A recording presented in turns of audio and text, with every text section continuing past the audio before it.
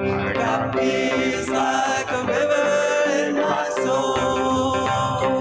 I've got peace like a river in my soul.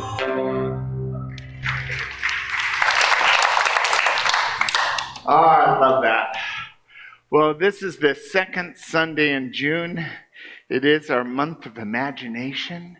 And for What is Unity Part 2, we're continuing in our discussion of our great What is Unity? Unity is a positive, practical, progressive approach to Christianity based on the teachings of Jesus and the power of prayer. Unity honors the universal truths in all religions and respects each individual's right to choose a spiritual path. It's a beautiful statement. This came forth by a group of ministers who worked for 3 years to come up with an elevator speech. Someone, what's unity? Oh, well, unity is a positive practical. Maybe it won't work in an elevator, but it does clearly define, in simple terms, what we're about, and we're looking at this. So for part 2, let's turn to our co-founder, Charles Fillmore, who wrote, "No one can get a copyright on the principles of truth any more than he can get a corner of the air. Truth is free. It is spirit and cannot be kept from the spiritually minded, nor can it be confined within the bounds of any religious organization. Truth is truth. And universal truth is always true because it's in the guidelines of God truth, of absolute truth. So if we look at the truth of beauty, in absolute divine beauty, it's unchanging. Now, on the relative frame of beauty, beauty is quite relative. What's beautiful for some is not beautiful for others. So is that truth? That's a personal truth, but it's not a universal truth. There's truth with a small t, and there's truth with a capital T. And we look at that truth, it's always of spirit. And that's why Charles is calling us the spiritually minded, those who've, okay, I'm going to step on that spiritual path and I'm going to live my life with spiritual intuition and spiritual guidance and clarity from that innate power within us. And that's a good thing. And we can find truth anywhere.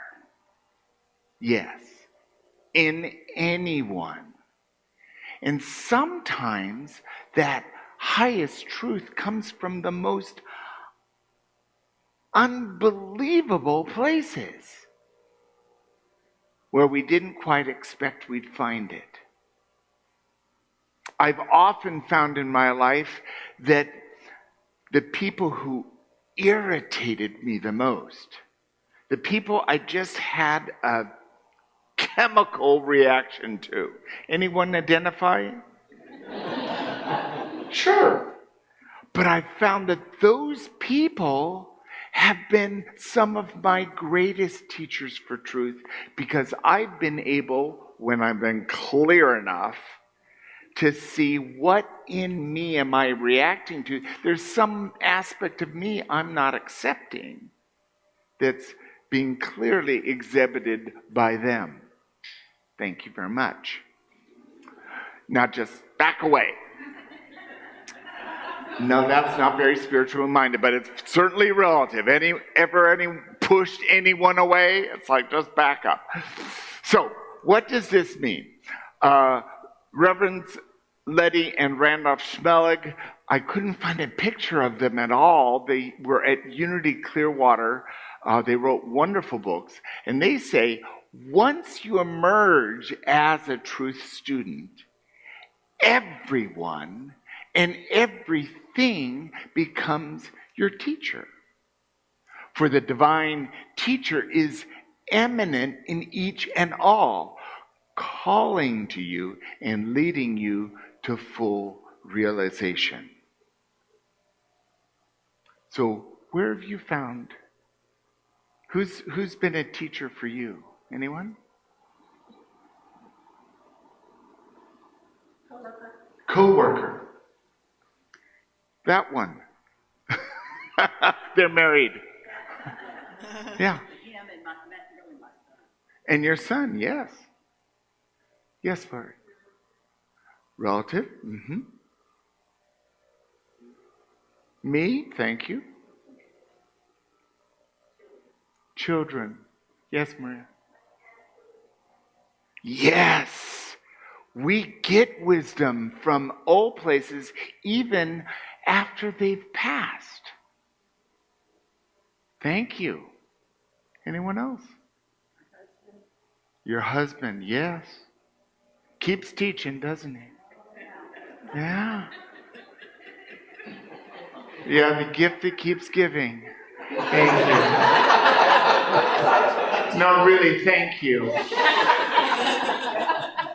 Okay, that's enough right now. I think I'll go out. I'm just joking. Yes, Pat. Your dog. Yes. So we have many teachers in our lives. And it can come from sacred scripture, reading wise words can inspire us, open us to a new idea or a new way of looking at something. Our divine teacher might be a therapist we pay to listen to us. And from that, get insight. There's all kinds of teachers. Sometimes from the most unexpected, you could be walking along the street and someone who doesn't know you can say something to you that wakes you up. It's very powerful. We can be challenged, we can be awakened in a flash. And then it can take a lifetime to process it, can't it? It's like, okay, I'm awake. Now what are we going to do? There's a lot to do, isn't it? And much of that work is the journey within. Coming to peace with ourselves just the way we are. Coming into acceptance, into forgiveness. Because we haven't always looked at ourselves with loving eyes. Sometimes we look at ourselves and we can be the most cruelest of critics. Been there, done that, don't do it anymore.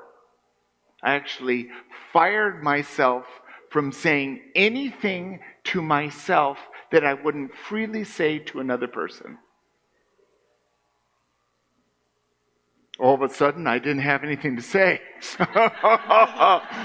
What a thing to claim. But it's allowed me to love myself more fully. And the things I used to say to myself, I would never have even voiced out or certainly said to anybody else. So, we are teachable because we each have a template of Christ consciousness. Each of us is one with God. And in God, there's no fear. In God, there's no lack. In God, there's no shame or guilt or remorse. In that absolute truth, it's love. And love heals all things, renews all things, completes all things. So when it really comes down, the biggest truth is it's all love. And if it doesn't look like love or feel like love, it's probably fear, which doesn't exist. But boy, we can sure make it, give it for a run for its money. Eric Butterworth was a powerful minister in New York and a great author. And he says, in your quest for truth, don't stop short with simply being entertained or pacified by peaceful of mind platitudes. Truth should disturb you, challenge you deeply. It should ignite sparks within you, set fires under you, stir up your enthusiasm. You know what those peace of mind platitudes are? They can be a shortcut to a higher truth. Easy does it. Guided means provided. All kinds of those simple things when they're not simple at all. Because when we're all worked up, easy does it doesn't quite solve the problem. But it can awaken us to a truth that we've been awakened to before.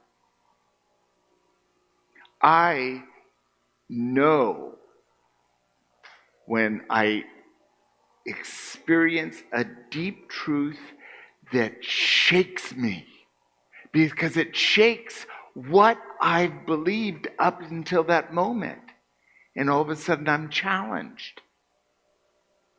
And not every single truth is going to shake us to the core, but anytime we get aligned with the highest truth, and it's integrating in our body, we know what that is. We know what that feels like, yes? And there can be chemicalization.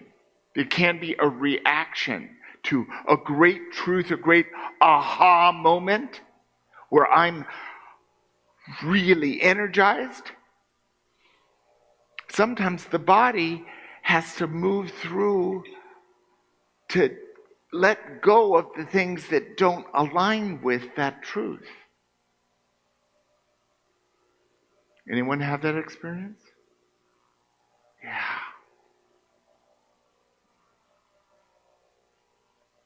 Don't cheat yourself by just taking it easy.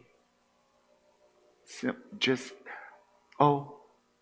I'm just a human being. Just here, breathing air. In reality, each of us is so much more. Each of us has this energy within us that can change everything. There is nothing we can't do if we decide we're going to do it. And when we recognize that we're one with all of humanity, and all of humanity is my brother and my sister, that there's absolutely no separation, then anything I do for you, I'm doing for myself. And how does that change our behavior? It can change our behavior intensely. Because we're not called to be small. We're called to be the light of the world. We're called to be love in action. We're called to be unity. Unified in a community that cares and loves each other and the world. If we decided that every thought we were going to think today was going to be love, do you think today would be different than yesterday? So let's practice this week. Our personal exploration, read some sacred material new to you. If you never read the Bible before, pick it up. Read it. You don't have to read the whole thing. Just open it and read something. Pick up the Quran. There's all kinds of sacred material. You can Googlate it. That means search on Google. It's there as a means. If there's any literature that has inspired millions of people, it might inspire me. It's worth a try. The second one is journal. Journal your thoughts and your beliefs. Now, if you're a journaler, this is not going to be a problem because you journal already. If you don't journal, you might try it for a week. Pick up some paper or a booklet and write down your thoughts. Joe Cameron has a practice in the artist's way of just letting free flow stream of writings. You wake up in the morning and you put your pen on the paper, and any thought that comes into your mind, you just write it down, and you fill 3 pages. Interesting what comes out. No thought, just let it flow. Or you might write what you dreamt or draw a picture. All of this, it's all for you. You don't need to share it with anybody. But it can give us a touchstone of what am I believing right now? What are my thoughts about this right now? Whatever this is. And the third one, consider your truth.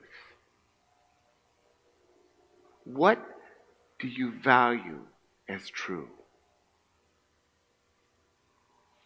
How do you define your higher power? What name do you use? Consider what's true for you.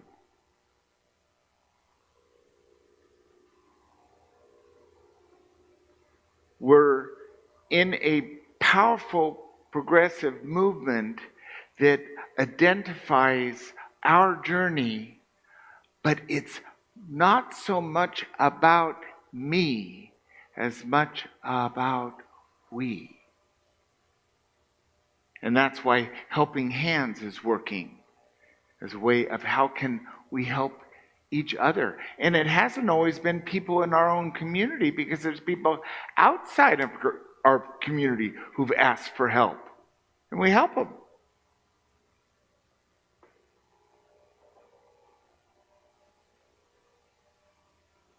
This journey of being on a spiritual path isn't always easy. It has challenges, but those very challenges can awaken a love so deep within us that we can't even put words to it. And that really is what is unity. Thank you.